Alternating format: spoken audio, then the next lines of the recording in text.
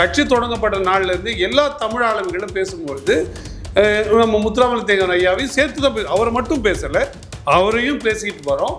குறிப்பாக இந்த மாதிரி நிகழ்வுகள் இமானுவேல் சேகரனுக்கும் முத்துராமலிங்க தேவருக்கும் ரெண்டு பேருமே இரண்டு பேரும் ஆளுமைகள், இரண்டு வேறு சமூகம் ஒரே பகுதியில் இருந்தாலும் இவ்வளவு நாளும் இரண்டு சமூகங்களும் ஒன்றோடு ஒன்று எதிரான சமூகம், சண்டையிட சமூகம் என்று கற்பிக்கப்பட்டு வந்தாலும், அப்படி ஒரு பிம்பம் உருவாக்கப்பட்டு வந்தாலும், இரண்டு சமூகத்திற்குமான அந்த நினைவு நாள் பிறந்த நாள், இரண்டு நாள்லையும் நாம் தமிழர் கட்சி போய் வாக்கு செலுத்த தெரியும்.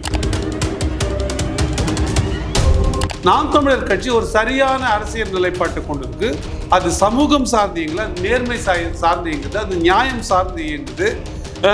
முத்துராமலிங்க தேவர் ஐயா பற்றி சொல்லிட்டா தேவேந்திர குல வேளர்களுக்கு தவறு அடிச்சுப்பாங்க, அந்த வாக்கு கிடைக்காதோ அப்படி கருதலை. என்ன முத்துராமலிங்க தேவர் ஐயா அவருக்கு அந்த சமூகத்துக்கு செய்தாரோ, பொதுமக்களுக்கு என்ன செய்தாரோ, இந்த தமிழ்நாட்டுக்கு என்ன செய்தாரோ, தேசியத்துக்கு என்ன செய்தாரோ அதை பேச நாம் தமிழர் கட்சி தயங்கவே இல்லை. அதே போலதான் ஐயா இமானுவேல் சேகரன் அவர்களுடைய நிகழ்வுகளுக்கும் பேசுது. அப்ப இந்த ஒப்பீட்டு அளவில் இருக்கும்போது நாம் தமிழருடைய நேர்மை மெச்சப்படுகிறது. எந்த தெலுங்கு உணர்வு உள்ளவர்களுக்கும் தெலுங்கு நிலத்தை இன்னொருத்தர் தமிழர் ஆள விடுவோம் அப்படின்னு சொல்ல முடியாது. எந்த மலையாளிக்கும் அப்படி மலையாள நிலத்தை ஒரு தமிழர் ஆள விடுவோம் அப்படின்னு சொல்ல முடியாதோ, எந்த கர்நாடக இது வரைக்கும் சொல்லவே இல்லை. தமிழ்கிட்டே இந்த பேச்சு பேசினாலும் அடிப்பேன்னு சொல்றாங்க. அது வன்முறையா இருந்தாலும் உணர்வுபூர்வமா அந்த சரியானது. குறைஞ்சபட்சம் மராட்டியர்களும் அதை சொல்றாங்க, திராவிடனாவே செருப்பால் அடிப்பண்றாங்க. ஏன்னா அப்படி இல்லை அவங்க தெரியுது இல்லை. அப்ப இங்க தெரியலைன்னா அந்த ஏன் உருவாக்கப்படுது, விழிப்புணர்வை உருவாக்குது நாம் தமிழர் கட்சி. அதுல சக்சஸ்ஃபுல்லாகவும் இருக்கு. அந்த கருத்து மறைவை நீக்கி உள்ளதை உள்ளபடி காட்டது தான் இந்த 10 ஆண்டுகள்ல நாம் தமிழர் செய்த சாதனைன்னு நான் பார்க்கிறேன். அப்ப இந்த நியாயம் வெளியில விளங்குது, இது தெரியுது, இது புரியுது. அப்ப நாம் தமிழர் கட்சி மட்டும்தான் சரியான பாதையில் இயங்குது.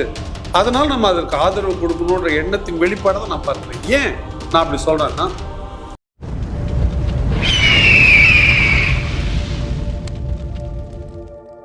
அரசியல் கருட நேயர்களுக்கு வணக்கம். இன்று நம்ம மோதினியம் சிறப்பு வந்து நாம் தமிழர் கட்சியின் வழக்கறிஞர் திரு ஸ்ரீதர் அவர்கள். வணக்கம் சார். வணக்கம். எப்படி இருக்கீங்க? நல்லா இருக்கேன். சரி. என்ன நிறைய பேர் பின்னூட்டத்தில் கேட்டிருந்தாங்க, என்ன ஸ்ரீதரன் ரொம்ப நாள் காணும் அப்படின்ட்டு. வழக்கறிஞர் பணி நிறைய சேர்ந்துச்சு. ஒரு 2-3 இளம் வழக்கறிஞர்கள் இல்லை இப்போ அலுவலகத்தில். அதனால் கொஞ்சம் வேலை சும்மா அதிகமாக இருக்குது. அதனால் ஒரு சின்ன பிரேக் இருந்தது. இந்த மாதத்துல சரி பண்ணிடுவோம். அது நேயர்களுக்காக நிறைய கேட்டிருந்தாங்க, நாங்கள் கமெண்ட்டில் பார்த்தேன் பின்னூட்டத்தில். அதனால் அவங்களுக்கு ஒரு தகவல் சொல்லுவோம். கொஞ்சம் நிறைய படிச்சுமே இருந்தது. நவம்பர் மாதத்துலேருந்து அது சரியாயிடும். சரிங்க சார். இப்போது இன்றைய தினம் நம்ம பேசிகிட்டு இருக்க இந்த தருவாயில் முத்துராமலிங்க தேவர் அவர்களுக்கான நினைவிடத்தில் மரியாதை செலுத்த சீமான் அவர்கள் சென்றிருந்தார். என்ன விஷயம்னா, அதில் முக்குலத்தோர் மத்தியில் சீமான் அவர்களுக்கு பெரிதாக வாக்கு இல்லை, பெரிதாக செல்வாக்கு இல்லை அப்படின்னு சொல்லி எதிர்கட்சிகள்லாம் சொல்லிட்டு வந்த வேலையில் இப்போ அந்த இன்னைக்கு பார்க்கும்போது அவருக்கு மிகப்பெரிய வரவேற்பு கிடச்சிருக்கு. நிறைய முக்குலத்தோர் சமுதாய மக்கள் அவர் ஆதரித்து ட்விட் போட்டதெல்லாம் பார்க்க முடியுது. எப்படி பார்க்குறீங்க இந்த மாற்றத்தை? இல்லை, அது உண்மைக்கு கிடைத்த அது ரெஸ்பான்ஸ்ன்னு நான் நினைக்கிறேன். உண்மையை நோக்கி அந்த சமூகம் திரும்பி இருக்கு அப்படின்னு. ஏன்னா இப்போ அதிமுக என்ன சொல்லுது, பாரத ரத்னா கொடுக்கணும், ஐயா முத்துராமலிங்க தேவர் அவர்களுக்கு பாரத ரத்னா கொடுக்கணும்னு சொல்லுது. இன்றைக்கு வைக்க கூட அது நானும் தான் சொல்கிறேன் இப்போ கொடுக்கணுன்றது. ஆனால் இந்த 70 ஆண்டு காலம் 60 ஆண்டு கால ஆட்சிக்கு பிறகு இப்போ தான் முத்துராமலிங்க பெரிய ஆளுமை, அவருக்கு ஒரு பாரத ரத்னா வேணும் அப்படின்னு. ஏன் திமுக இது ஒரு நாள் ஆட்சியில் இருப்போ அல்ல அதிமுக கூட்டணி இருந்தப்போ ஏன் அந்த எண்ணம் வரல? அப்போ அது ஒரு சந்தர்ப்பவாதம். அரசியல் தேர்தல் நெருங்க அதை பேசுறாங்க. இன்னும் நாம எப்படி பேசிட்டு வரணும்? நீங்க அரசியல் இது வரதுக்கு முன்னாடி, தேர்தல் வரதுக்கு முன்னாடி ஏன் கட்சி தொடங்கப்பட்ட நாள்ல இருந்து எல்லா தமிழ் ஆளுமைகளும் பேசும்பொழுது நம்ம முத்துராமலிங்க தேவர் ஐயாவையும் சேர்த்து தான் அவரை மட்டும் பேசலை, அவரையும் பேசிக்கிட்டு வரோம். குறிப்பாக இந்த மாதிரி நிகழ்வுகள் இமானுவேல் சேகரனுக்கும் முத்துராமலிங்க தேவருக்கும் ரெண்டு பேருமே இரண்டு பேரும் ஆளுமைகள், இரண்டு வேறு சமூகம் ஒரே பகுதியில் இருந்தாலும் இவ்வளவு நாளும் இரண்டு சமூகங்களும் ஒன்றோடு ஒன்று எதிரான சமூகம், சண்டையிட சமூகம் என்று கற்பிக்கப்பட்டு வந்தாலும், அப்படி ஒரு பிம்பம் உருவாக்கப்பட்டு வந்தாலும், இரண்டு சமூகத்திற்குமான அந்த நினைவு நாள் பிறந்த நாள், இரண்டு நாள்லையும் நாம் தமிழர் கட்சி போய் வாக்கு செலுத்த தெரியும். அடிப்படையில் ஒன்று பகை சமூகமாக கருதுவதாக நினைத்து கொண்டாலுமே கூட இரண்டு சமூகத்திலிருந்தும் இந்த வரவேற்பு இருக்கு. நான் முக்குலத்தோர்கிட்ட இருந்து மட்டும் இருக்குன்னு நான் சொல்லலை, தேவேந்திர குல வேளாளர்கள்ட்டும் இருக்கு. ஏன்னா அதுக்குள்ள ஒரு உண்மை இருக்கு. இப்போ இன்னைக்கு ஐயா வைகோ அவர்கள் கூட சொல்லியிருக்காங்க, ஒருவேளை அப்படின்னு கடந்ததை வந்து மறப்போம் கடப்போம், இனி ஒற்றுமையாக வந்து மீதி நாட்களை வந்து எதிர்கொள்வோன்ற மாதிரி சொல்லியிருக்காரு.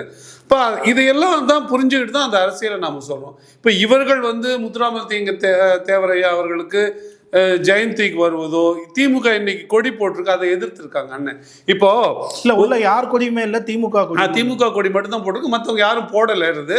இப்போ இதுக்கு முன்னாடி எல்லாரும் கொடியும் தான் போட்டிருந்தாங்க. இந்த திமுக மட்டும் இன்னைக்கு போட்டிருக்கிறது, மற்ற கட்சிகள் கொடியை நீக்கி இருக்கிறது கூட அண்ணன் சீமான் அவர்களுடைய இந்த அறிக்கைக்கு பிறகுதான், அதுக்கு பிறகுதான் நீக்கி இருக்காங்க.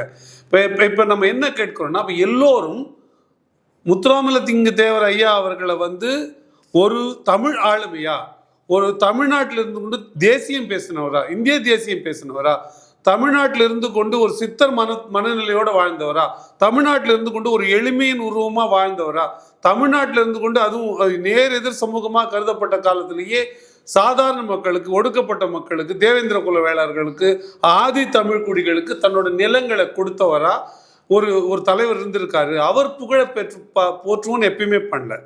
மாறா ஒரு சாதிய அடையாளம் மாதிரியும் தேவேந்திர குல வேளாளர் இமானுவேல் சாகர் அந்த அவர் சார்ந்த சமூகத்துக்கு எதிரான ஒரு ஆளுமையா இருந்தார் என்றது போலும் கட்டமைச்சிட்டு வந்து அதுல வாக்கு வங்கி அரசியல் பண்ணிட்டாங்க. ஆனால் நாம் தமிழர் மட்டும்தான்.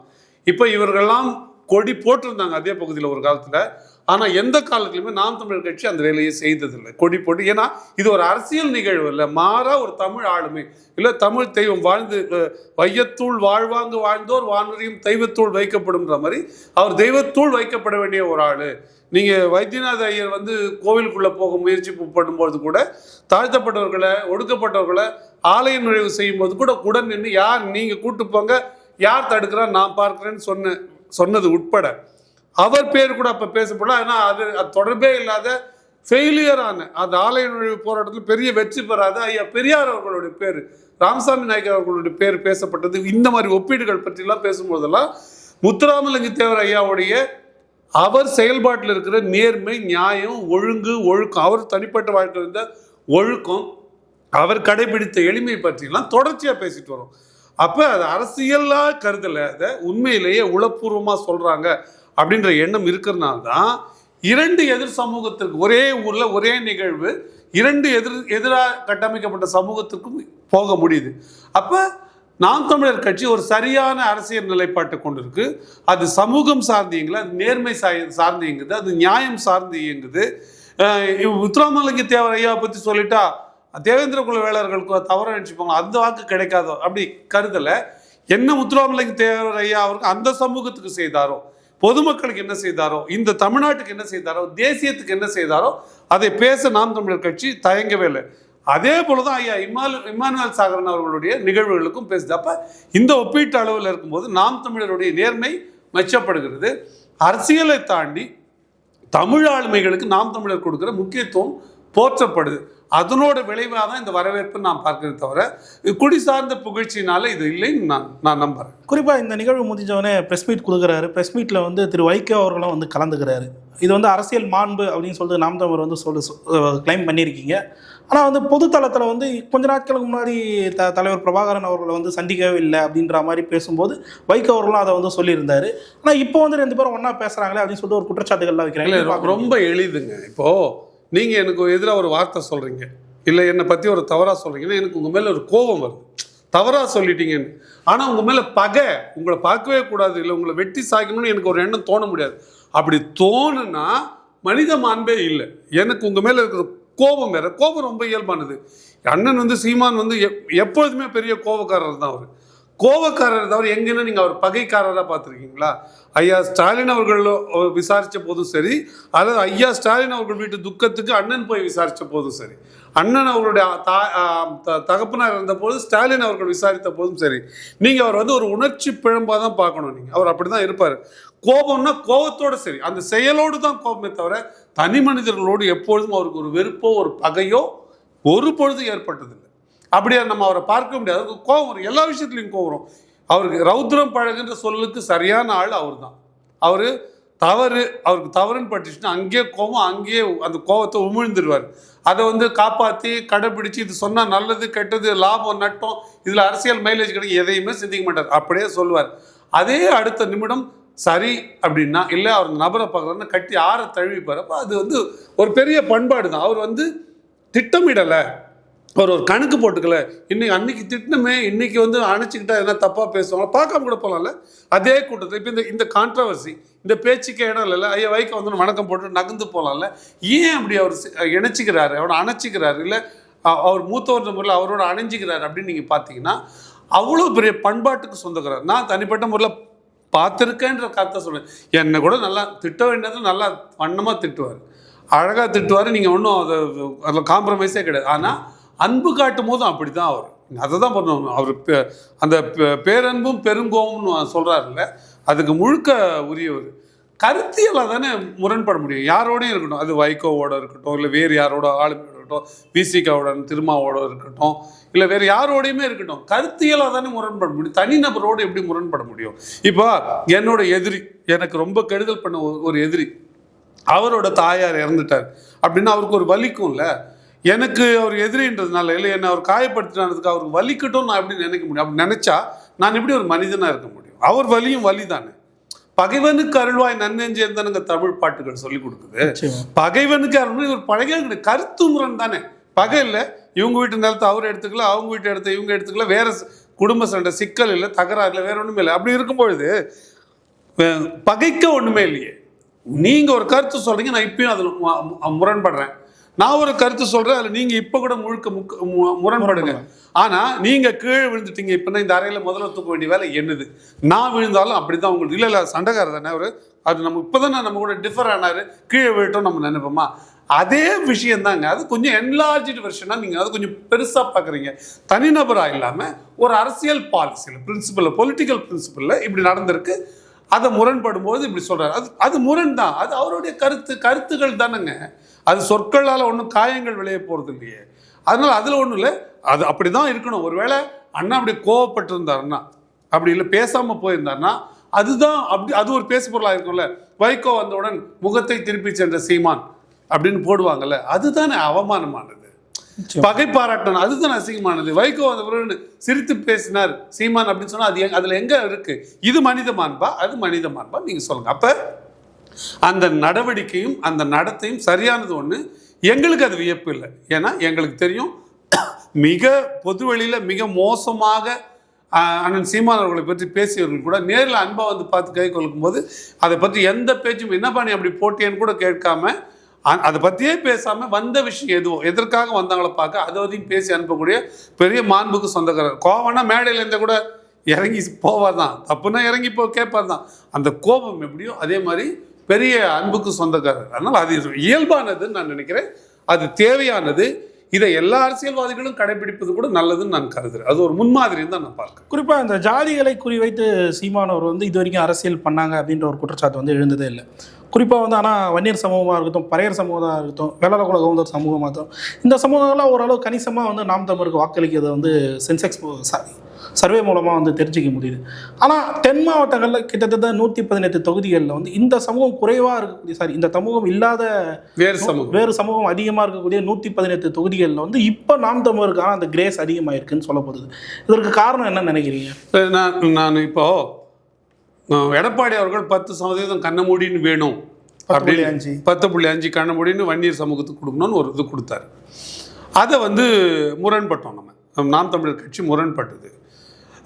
வன்னியர் நலனுக்காகவே ஒரு கட்சி இயங்குது, அது வந்து பாமக கட்சி. அது வந்து அந்த குடி சார்ந்த நலன், அவர்கள் சார்ந்த சிக்கல், அவர்கள் சார்ந்த சமூக பிரச்சனைகள், அவர்களுடைய கல்வி வாழ்க்கை மேம்பாட்டுக்கு வேலை செய்யுது.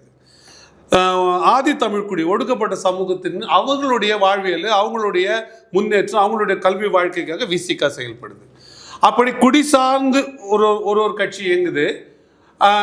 ஒரு கட்சி, ஒரு பிரதான கட்சி ஒரு இடஒதுக்கீடே கொடுக்குது. அது தவறுன்னு பேசுகிற ஒரு தலைவர் அணி பின்னாடி இன்னொரு எல்லோரும் அதே சமூகமே, அதே வந்து ஒடுக்கப்பட்ட ஆதி தமிழ்குடி சமூகமே, அதே வந்து வன்னியர் சமூகமே திரும்புதுன்னா ஓடி வருதுன்னா என்ன காரணம் நீங்கள் பார்த்தீங்கன்னா அதில் இருக்கிற நேர்மைன்னு தான் நான் இன்னும் பார்க்குறேன். இன்னமும் சொல்கிறேன், நீ எப்பொழுதும் சொல்லலாம், நாங்கள் வந்து செங்குந்த முதலியார்கள், நாங்கள் வந்து செட்டியார்கள், நாங்கள் வந்து ஆதி தமிழ்குடிகள், நாங்கள் பள்ளுகள், நாங்கள் பறையர்கள், நாங்கள் வன்னியர்கள் என்று பிரிந்திருக்கிற வரைக்கும் இந்த பூமியில் விடிவே கிடையாதுன்றது அந்த தொடர்ச்சியாக நாம் தமிழர் அந்த பேசுகிற உண்மையானது உரைக்க ஆரம்பித்திருக்கு, தெரிய ஆரம்பிச்சு. அதனால தான் ரெப்ரசன்டேஷனே இல்லாத சின்ன சின்ன சமூகம். இப்போ நான் சொன்னேன் இதெல்லாம் பெருங்குடிகள், தமிழ்நாட்டில் இருக்கிற பெரிய குடிகள், ஆதி தமிழ் குடி, வன்னியர் குடி, நாடார் குடி, கவுண்டர் குடி போன்றவங்களாம், இது மாதிரி பெருங்குடிகள் இவங்கெல்லாம். இப்போ இது இல்லாத சமூகங்களும் அந்த குடிகளும் அந்த சாதிகளும் வந்து அதுக்கு பின்னாடி இருக்க உண்மையை குறிப்பாக பொலிட்டிக்கல் ரெப்ரசன்டேஷன் இல்லாத, அரசியல் வாய்ப்பு இல்லாத எல்லா குடிகளுக்கும் நாம் தமிழ் கட்சியில் வேட்பாளராகவும் வாய்ப்பு கொடுக்குறாங்க. அவர்களுக்கு வந்து பொறுப்பாகவும் கொடுக்குறாங்க. இந்த முறை பொறுப்பு போடும்போதெல்லாம் குருதியாக கம்பல்சரியாக மேண்டேட்ரி, அது ஒரு விதியாகிட்டாரு. இந்த சமூகம்னா இந்த சமூகத்துக்கு இன்னொரு தடவை இடம் கொடுக்கக்கூடாது, வேறு சமூகத்துக்கு தான் கொடுக்கணும். எது மாற்று சமூகமோ எங்கே குறைவாக இருக்கோ ஒரு சமூகத்தில், இப்போ உதாரணத்துக்கு ஒரு நாவிதர் குடும்பத்தில் ஒரே ஒரு குடும்பம் தான் இருக்குது ஒரு வீட்டில், ஒரு வண்ணார் வீட்டில்னா இல்லை ஒரு வளையர் வீட்டில் ஒரே ஒரு குடும்பம் தான் இருக்குன்னா, அந்த ஒரு குடும்பத்தில் ஒருவர் இருந்தால் கூட அந்த ஒருவருக்கு ஒரு மாவட்ட செயலாளர் பொறுப்பை கொடுக்கணும். அப்போ தான் வந்து நம்ம எல்லோருக்குமான ஆளுன்றது புரிய வரும். அப்படி தான் நீங்கள் கொடுக்கணும். இல்லைங்க இப்போ எங்கள் தமிழ் நிறைய ஆதி தமிழ் குடிங்க நிறைய பேர் இருக்காங்க நம்ம கட்சியில், அவங்க 60 பேர் இருக்காங்க, இவங்க 15 பேர் தான் இருக்காங்க. 60 பேருக்கு ப்ரொபோஷனேட் ரெப்ரசன்டேஷன், 15 பேருக்கு அதுக்கேற்ற மாதிரியும் அது விகிதாச்சாரப்படியில் கொடுக்கலாமே அப்படின்னு சொன்னோம். இல்லை, ஒரு குடும்பம் இருந்தால் கூட, ஏன்னா அவர்களுக்கு இவ்வளோ நாள் அரசியல் அங்கீகாரம் கிடைக்கல. நாம் தமிழர்களுக்கான அரசியல் பேசுகிறோம், தமிழ் குடிகளுக்கான அரசியல் பேசுகிறோம். எண்ணிக்கையின் அடிப்படையில் நம்ம பேசுகிறோம்னா எல்லோருக்குமான அரசியல் கிடையாது. மெஜாரிட்டி இருக்கும் எப்பயும் ஜெயிப்பான். இப்போ இந்தியாவில் இந்துக்களுக்கான ஆட்சி தான் அமையணும், இந்துக்களுக்கான ஆட்சியாக தான் அமையும். நீங்கள் ஒரு இஸ்லாமிய நாட்டில் இஸ்லாமியர்களுக்கான ஆட்சி தான் அமையும். அப்போ அந்த சிறு குறைவான எண்ணிக்கை இருக்குங்களா, அவங்களுக்கு என்ற ஒரு அரசியல் அபிலாஷை இல்லையா, அவர்களுக்கு இந்த அரசியலில் பங்கெடுக்க உரிமை இல்லையா, அவர்களுக்கு இந்த அரசியலில் செலுத்துறதுக்கு நியாயம் இல்லையா, தேவை இல்லையா, இல்லை அவர்களுடைய குரல்கள் கேட்கப்படக்கூடாதா, அவர்களுடைய தேவைகளை யார் நிறைவேற்றுவா, அதை சொல்ல எங்கே குரல் எழும்? இந்த கேள்விகளுக்கெல்லாம் பதில் அளிக்கும் விதமாகத்தான் எல்லோருக்கும் வாய்ப்பு. குறிப்பாக ஒரு சமூகம் ஒரே ஒருத்தர் தான் இருக்காருன்னா, ஒரு சமூகத்தில் ஒரே ஒருத்தர் இருக்குன்னா அந்த குடியை சேர்ந்தர் மாவட்ட தலைவராகவோ இல்லை மாவட்ட செயலாளராகவோ அந்த பகுதிக்குள்ளே நீங்கள் போடணுன்றது அது கட்டாய விதியாக மாறி இருக்கு. அப்போ அடிப்படை என்னென்னா எல்லோருக்கும் வாய்ப்பு கிடைக்கணும். அப்போ இந்த உண்மை வெளியில் உணர ஆரம்பிச்சிருக்கு. அதுதான் இந்த புள்ளி விவரங்களோட முடிவாக நான் கருதுறேன். அப்போ எல்லோருக்குமான கட்சி தான் அது. இப்போ எல்லோருக்கும் இடம் இருக்குது. குறிப்பாக ஒதுக்கப்பட்ட தாழ்த்தப்பட்ட மேஜராக சப்ரஸ்டு கிளாஸாக இருந்தாலும், ஒடுக்கப்பட்ட சமூகமாக இருந்தாலும், எண்ணிக்கையில் பறையர் குடியும் ஆதி தமிழ் குடியும் அதிக எண்ணிக்கை, 20 விழுக்காடு கிட்டத்தட்ட தமிழகம் முழுக்க பெரும்பான்மை சமூகம். அதுக்கு விரும்பியோ விரும்பாமலோ ஒதுக்கியோ ஒதுக்காமலோ வந்து உங்களுக்கு போதிய ரெப்ரசன்டேஷன் கிடையாது. நாமினல், அது பெயர் அளவு, அது உண்மையான தெரியாது பவராக அது கொடுக்குதோ இல்லையோ, ஆனால் அடையாளமாவது இருக்கு. ஆனால் ஒரு நெசவாளரோ, ஒரு தேவாங்க செட்டியாரோ, ஒரு குயவருக்கோ எங்கேயுமே இங்கே ரெப்ரசன்டேஷன் இல்லை. அவங்கள ஒரே பிரிவில் அடைக்க ரொம்ப குறைவாக இருக்காங்க. ஒரு விழுக்காடு இந்த ஒட்டுமொத்த சமூகத்தில் அவங்க வந்து அவங்க சாதிகள் எண்ணிக்கையில் 2 விழுக்காடு 1 விழுக்காடு. அப்போ 2 விழுக்காடு 1 விழுக்காடுக்காரங்க இங்கே இடம் இல்லையான்ற கேள்வி வருது. ஆனால் அவர்களுக்கு இடம் உண்டு. எதன் அடிப்படையில்னா அவர்கள் தமிழர்கள் என்ற அடிப்படையில். நீங்கள் குடிவாரியாக இங்கே அதில் பார்க்க தேவையில்லை. அதனால் நீங்கள் அரசியல் பங்களிப்பும் இருக்கணும், அதே மாதிரி நீங்கள் நம்ம கட்சிக்குள்ளே பொறுப்புலையும் பங்களிப்பு இருக்கணும்னு ஒரு குடி இருந்தாலும் அதை போட சொல்லியிருக்காங்க. அப்போ இந்த நியாயம் வெளியில் விளங்குது, இது தெரியுது, இது புரியுது. அப்போ நாம் தமிழர் கட்சி மட்டும்தான் சரியான பாதையில் இயங்குது. அதனால் நம்ம அதற்கு ஆதரவு கொடுக்கணுன்ற எண்ணத்தின் வெளிப்பாடை தான் நான் பார்க்குறேன். ஏன் நான் அப்படி சொல்கிறேன்னா, இன்றைக்கும் வாக்கு போடுறதுக்கு பணம் கொடுக்க கட்சி இருக்குது. இன்றைக்கும் ஒரு கட்சியில் சேர்ந்தீங்கன்னா உங்களுக்கு ஒரு கான்ட்ராக்ட் கிடைக்க வாய்ப்பு இருக்குது. இன்றைக்கும் ஒரு கட்சியில் குறைஞ்சபட்சம் நீங்கள் ஒரு பர்த் சர்டிஃபிகேட், டெத் சர்டிஃபிகேட் வாங்க போனால் கூட சிக்கல் இல்லாமல் வேறு ஒரு கட்சியில் இருந்தால், 2 ஆளும் பெரிய கட்சிகளாக இருந்த கட்சிகள் இருந்தால் ஒரு லாபம் இருக்குது, ஒரு இன்ஃப்ளூயன்ஸ் இருக்குது. உங்களால் ஒரு செல்வாக்கை செலுத்த முடியும்.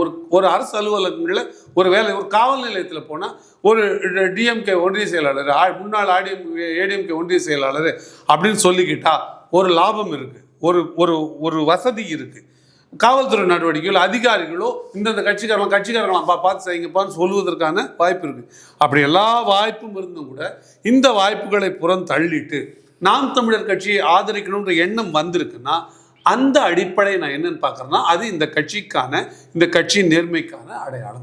ஒரு பைசா கூட கொடுக்காமல் 36 லட்சம் வாக்குகளை நாம் தமிழர் கட்சி வாங்கியது ஒரு அடையாளம்னா, இப்போ இந்த எழுச்சி, இந்த வளர்ச்சி இருக்குல்ல, இது இன்னொரு அடையாளம், அடுத்த கட்ட பாய்ச்சல்னு நான் பார்க்குறேன். குறிப்பாக சார், இப்போது திமுக சார்பில் வந்து ஒரு வேறு மாதிரியான ஒரு குற்றத்தை வந்து சீமான் மீது வந்து திருப்புறதை வந்து பார்க்க முடியுது. அதற்கு காரணமாக வந்து பலருக்கு, குறிப்பாக வந்து சிறுபான்மை வாக்குகளை வந்து சீமான் பறிக்கிறாரு, அதனால் வந்து திமுக எதிராக செயல்படுது அப்படின்லாம் வந்து சொல்லலாம். இப்போ சமீப காலத்தில் பார்த்தீங்கன்னா திமுகவோட பி டீமாக நாம் தமிழர் செயல்படுது அப்படின்ற ஒரு குற்றச்சாட்டு வந்து லைனாக வச்சுட்டு வந்த வரையில் இப்போ திமுக ஆதரவாக அந்த சமூக ஊடகங்களில் பேசக்கூடியவங்க ஒரு குற்றச்சாட்டை வந்து நாம் தமிழர் மீது வச்சுருக்காங்க. குறிப்பாக நாம் தமிழர் வந்து தெலுங்கு இனத்து மீது வந்து வெறியாக இருக்காங்க, அவங்கள வந்து ஒதுக்கணும்னு நினைக்கிறாங்க, சீமான் அவர் வந்து தெலுங்கு இன வெறியர் அப்படின்ற மாதிரி குற்றச்சாட்டை வந்து வைக்கிறாங்க. எப்படி பார்க்குறீங்க நீங்கள்? அது முற்ற முழுக்க தவறானது. நீங்கள் இதே திமுக தான், இதே திமுக போன வருஷம் என்ன சொல்லிச்சுன்னா, பாஜகவோட போன தேர்தலுக்கு நாம் தமிழர் கட்சி பாஜகவோட பி டீம் அப்படின்னு சொல்லிச்சு.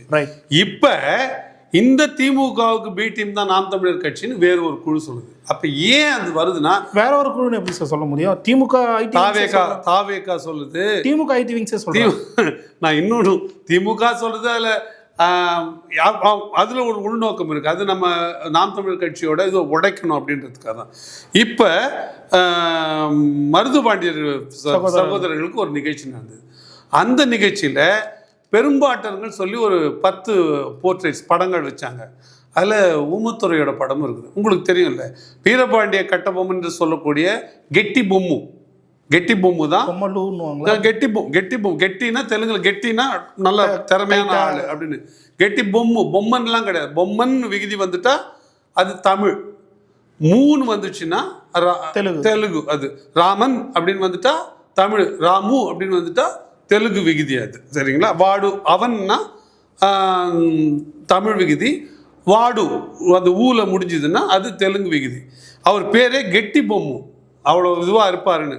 அவரோட தம்பி ஊமத்துறை, வீரபாண்டிய கட்டபொம்மன் உண்மையிலே வீரபாண்டிய கட்டபொம்மனா இல்லையா, அவர் வந்து உண்மையிலே வரி செலுத்துவதற்கான சண்டை வந்ததா, அதற்கு முன்னாடி இவர் எத்தனை முறை போய் ஜாக்சன் துறையை போய் பார்க்க நின்னாரு, அதில் என்ன பிரச்சனைகள்ன்ற பற்றி பல விமர்சனங்கள் இருக்கு. ஆனால் ஊமத்துறையை பற்றி நீங்கள் ஒரே ஒரு குறை கூட சொல்ல முடியாது. ஊமத்துறைக்கும் பிரிட்டிஷாருக்கும் போர் நடக்குது. அந்த போர் நடக்கும்போது அது ஏப்ரல் 1ஆம் தேதி நினைக்கிறேன் அந்த ஆண்டில் 30-31 தேதியில் அந்த பிரிட்டிஷ்காரங்க கேட்குறாங்க, ஆயிரக்கணக்கான பேர் அந்த அகழியில் செத்து போகிறாங்க. இந்த போரில் ஆயிரக்கணக்கான பேர் அந்த அகழியில் செத்து போகும்பொழுது அவங்க வந்து தூது அனுப்புகிறாங்க. யாருக்கு? ஊமத்துறைக்கு தூது அனுப்புகிறாங்க. ஒரு ஆளை வந்து வெள்ளைக்குடி பிடிச்சிட்டு போகிறாங்க. ஊமத்துறை அவரை உள்ளே விடுறார்.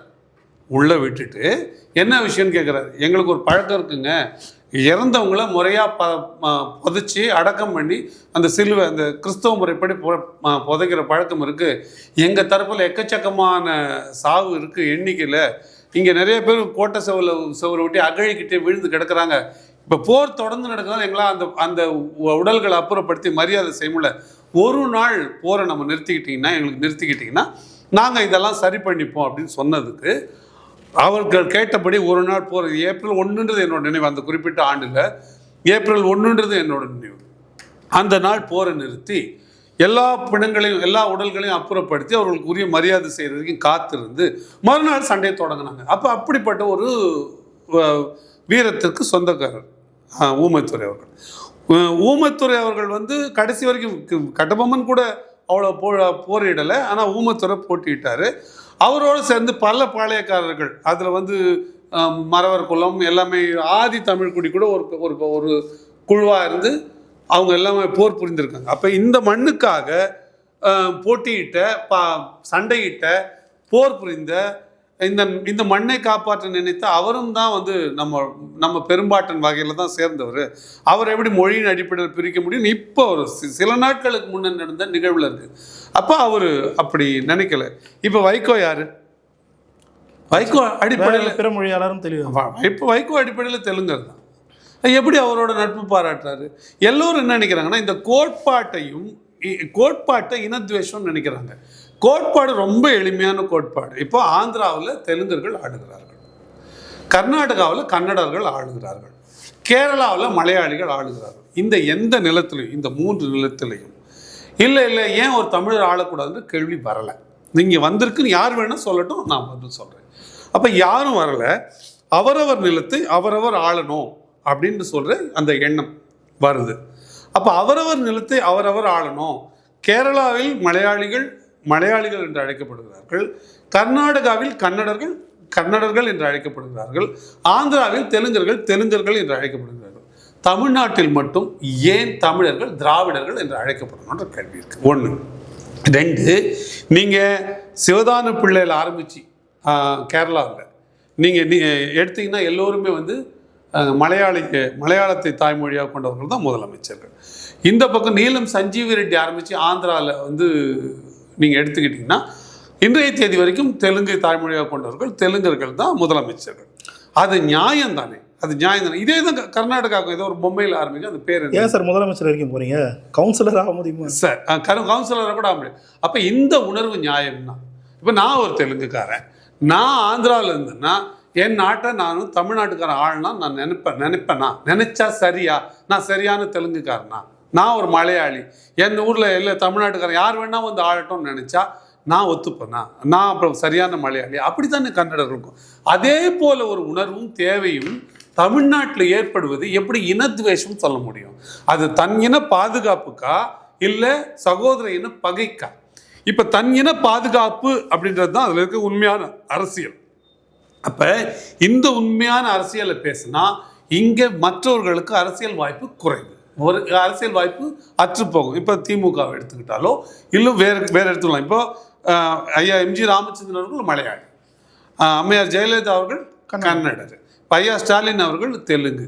இது போல மற்ற நிலங்களில் நிகழலை. இது ஏன் நிகழ்ந்ததுன்னா இதுக்கு ஒரு பின்னாடி வரலாற்று காரணம் இருந்தது. இது வந்து சென்னை மாகாணமாக இருந்தப்ப, மദ്രാஸ் ராஜதானியாக இருந்தப்ப பிரிட்டிஷ் பீரியடில் எல்லோருக்குமான தலைநகரமாக இது இருந்தது. இப்போ எப்படி டெல்லியில் எல்லாரும் போய் அந்த எல்லா மாநிலத்துக்காரங்களும் இருந்துக்கிறாங்களோ அப்போ அதுபோல் அந்த காலத்தில் மெட்ராஸ் பிரசிடென்சியாக இருந்தப்போ எல்லா மொழிக்காரங்களும் இங்கே வந்து தலைமை இடத்துல வந்து இடம் வாங்கி இருந்தாங்க. என்னைக்கு மொழிவாரி மாகாணம் பிரித்தாலும், மொழிவாரி மாகாணம் லிங்குஸ்டிக் ஸ்டேட்ஸ் அப்படின்னா பொருள் என்ன? மொழியின் அடிப்படையில் ஒரு மாநிலமும் பிரிக்கப்படுது. மொழியின் அடிப்படையில் பிரிக்கப்படும் அதோட பொருள் என்ன? இந்த நாடு தமிழர்கள், தமிழ் மொழி பேசுபவர்கள் அதிகமாக இருக்கக்கூடிய இடம், இந்த பகுதி மலையாளம் பேசக்கூடியவர்கள் அதிகமாக இருக்கிற பகுதி, இந்த பகுதி தெலுங்கு பேசுபவர்கள் அதிகமாக இருக்கிற பகுதி மொழி வாரியாக பிரிச்சுட்டாங்க. மொழி வாரியாக பிரித்ததோட நோக்கம் என்ன? அந்த மொழியோட சிறப்புகளை காப்பாற்றுறது, அந்த மொழிக்கான பண்பாட்டை காப்பாற்றுறது, அந்த மொழியில் இருக்கிற இலக்கியங்களை காப்பாற்றுறது, அந்த மொழிக்காரர்கள் உணவை பிரதிபலிக்கும் விதமாக அந்த மொழிக்காரர்களுடைய வாழ்வுரிமையை, வேலை வாய்ப்பு உரிமையை, பொருளாதாரத்தை, சமூக மேம்பாட்டை கொண்டு வர விதமாக ஒரு அரசு அமைய வேண்டியது. அப்படி மற்ற மாநிலங்களுக்கு அமையலாம்னா தமிழ்நாட்டுக்கும் அமையலாம். அப்போ தமிழ்நாடு தமிழர்கள் ஆள வேண்டும் என்று சொல்லுவது தன் இன பாதுகாப்பு தவிர சகோதர இனத்தை பகைக்க இல்லை. அப்படி ஒரு பொழுதும் அண்ணன் சொல்லவே இல்லையே.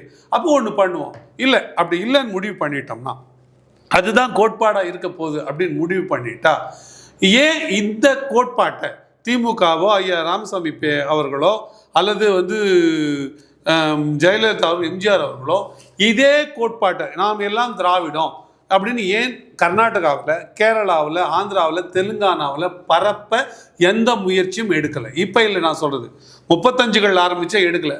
அப்போ அந்த புரிதல் என்ன சொல்லுதுன்னா, இங்கே பகுதியில், தமிழ்நாட்டு பகுதியில் மட்டும் தமிழர்களை யார் வேணால் ஆண்டுக்கலாம், அந்த வசதி இருக்குன்றதுக்காக. ஏன்னா இங்கே எல்லோரும் ரொம்ப காலமாக இருந்துட்டாங்க, நூற்றாண்டுகளாக இங்கே இருந்துட்டாங்க, நாயக்கர் காலத்துலேருந்து ஆரம்பித்து விஜயநகர பேரரசுலேருந்து இருந்துட்டாங்கன்ற ஒரே காரணத்தை வச்சுக்கிட்டு வந்துட்டாங்க. இது வந்து மொழிவாரி மாகாணமாக பிரிகிற வரைக்கும் சரி. என்னைக்கு தனித்தனியாக பிரிச்சுட்டோம், இதுவும் சொத்து இதுவும் சொத்து இதுவும் சொத்துன்னு பிரிச்சுட்டோமோ, நாங்கள் எங்கெங்கே சொத்தெல்லாம் ஆண்டுப்போம், ஆனால் சொத்தை நாங்கள் பொதுவில் தான் ஆளுவோம்னு சொல்கிறது தான். சொத்து ஆளுவதும் உரிமையை ஆளுவதும் அரசியல் உரிமையை ஆளுவதும் அதே பொருள் தான். அப்போ அதை சொல்லுவது நியாயமானது. எந்த தெலுங்கு உணர்வு உள்ளவர்களுக்கும் தெலுங்கு நிலத்தை இன்னொருத்தர் தமிழர் ஆள விடுவோம் அப்படின்னு சொல்ல முடியாதோ, எந்த மலையாளிக்கு எப்படி மலையாள நிலத்தை ஒரு தமிழர் ஆள விடுவோம் அப்படின்னு சொல்ல முடியாதோ, எந்த கர்நாடக இது வரைக்கும் சொல்லவே இல்லை.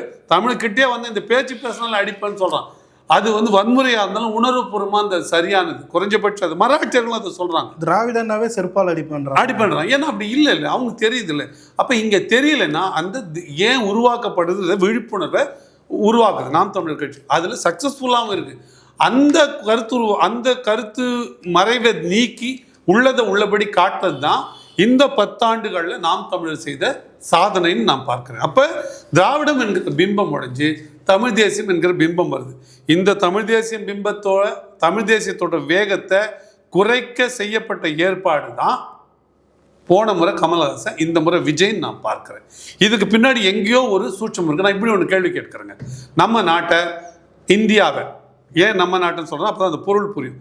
ஒரு அமெரிக்காக்காரர் ஆள்றாரு, நீங்கள் ஒத்துப்பீங்களா? நியாயமாக தாங்க ஆளுவார் அமெரிக்காக்காரருங்க.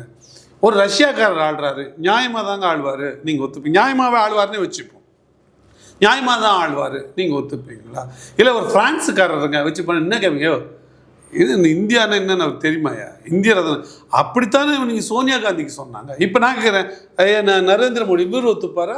ஸ்டாலின் அவர்கள் ஒத்துப்பாரா? இந்தியாவை யார் வேணும்னு ஆளலான்னு? எல்லாமே உலகம் தானுங்க, எல்லாமே மனிதர்கள் தானே. உலகத்தில் எந்த பகுதியில் இருக்கிற ஒருத்தரும் ஏன் வந்து ஆளக்கூடாது? இப்போ என்ன சொல்ல, எல்லாமே இந்தியா தானே.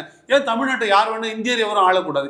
எல்லா மனித உலகம். நீங்கள் குளோபல் வில்லேஜா கம்யூனிட்டியாக நீங்கள் எடுத்துக்கிட்டிங்கன்னா, குளோபல் வில்லேஜா குளோபல் கம்யூனிட்டியாக நீங்கள் எடுத்துக்கிட்டிங்கன்னா எல்லாரும் தான் மனிதர்கள் தானே, யார் வேணும் ஆளலான்னு சொல்ல முடியாது. அப்படி அமெரிக்காக்காரர் அனுமதிக்கிறாரா? அப்படி ரஷ்யாக்காரர், நீங்கள் அமெரிக்கா போனால் அமெரிக்கா சிட்டிசனாக மாறணும். இல்லைங்க பரவாயில்லைங்க இருந்துங்கன்னு சொல்ல முடியாது. அப்போ தமிழ்நாட்டுக்கு வரவர் தமிழராகவே மாறிட்டார் அப்படின்னா இந்த கேள்வியே முடிஞ்சு போகுது.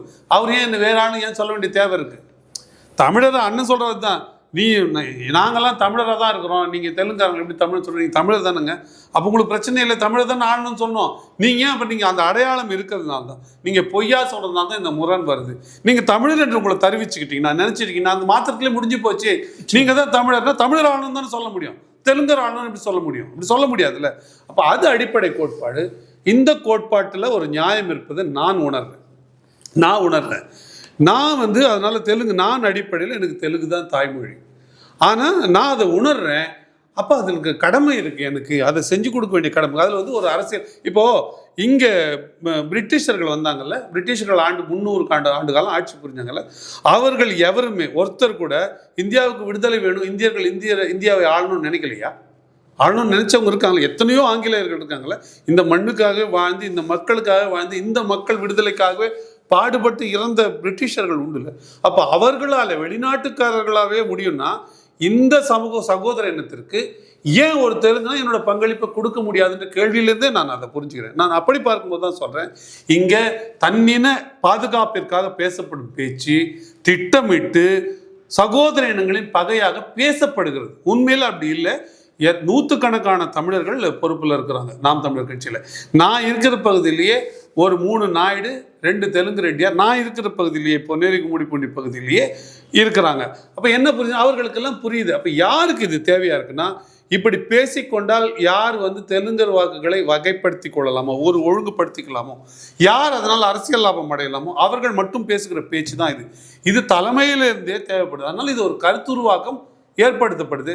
நான் ஒரு தெலுங்கரா பயணிக்கும் போது நான் எந்த வித்தியாசத்தையும் பார்க்கல. இன்னும் கேட்டால் மற்ற தமிழில் இருக்கிற உறுப்பினர்களுக்கு கொடுக்குறதோ எனக்கு கூடுதல் மரியாதையை கொடுக்குறாங்க. பல தம்பிகள் சொல்லுவாங்க, என்ன நாங்கள் வேலை செய்யறது என்னென்ன பிரமாதம், ஏன்னா நீங்கள் வேலையில் இருந்துட்டு உங்கள் சமூகத்துலேருந்து ஒரு எதிர்ப்பு வந்து நீங்கள் வேலை செய்கிறீங்கண்ணே, அதுதான் இப்போ நாங்கள்லாம் அதை மதிக்கிறோன்னு சொல்கிற தம்பிகளை தினமும் நான் பார்க்குறேன் நான். அதனால் அதில் ஒருபொழுதும் நாம் தமிழர் கட்சியில் இல்லை, நான் ஒருபொழுதும் இல்லை, அதை நான் ஒருபொழுதும் பார்க்கல. அப்போ இது திட்டமிட்டு செய்யப்பட்டிருக்கு. அதனால தான் அண்ணன் சீமான் அவர்கள் வைகோ கிட்ட வேறு எதுவுமே பாராட்டலையே, வேறு பகையோ அப்படி ஒன்று பாராட்டவே இல்லையே. அவர் இன்னும் அண்ணனாக தானே பாவிக்கிறார், மூத்தவராக தானே பாவிக்கிறாரு. அவருடைய அரசியல் பயணங்கள் இருக்கலாம். அப்போ இதெல்லாம் வைத்து தான் நான் சொல்கிறேன், சில நேரங்களில் திட்டமிட்டு தெலுங்கு தாய்மொழியாக கொண்டவர்கள் நிறைய பேர் அரசியல் பண்ணுறாங்க. இதை வச்சு அரசியல் பண்ணால் அவர்களுக்கு ஒரு லாபம் இருக்குது. அவர்கள் தெலுங்கு லாபி பண்ணி அதன் மூலமாக தெலுங்கு வாக்குகளை சம்பாதித்து கொண்டு அதன் மூலமாக அவர்கள் தனிப்பட்ட முறையில் பல பொறுப்புகள், எம்எல்ஏ, எம்பி, சாதாரண வார்டு கவுன்சிலர் ஆரம்பித்து மினிஸ்டர் வரைக்கும் அவர்களால் பெற முடியும். அதற்காக பேசப்படுகிற அரசியல் தானே தவிர இதில் மற்றபடி உண்மை இல்லை. இதுதான் என்னுடைய கருத்து. சார், பல்லர்களுக்கு தெளிவாக சார்.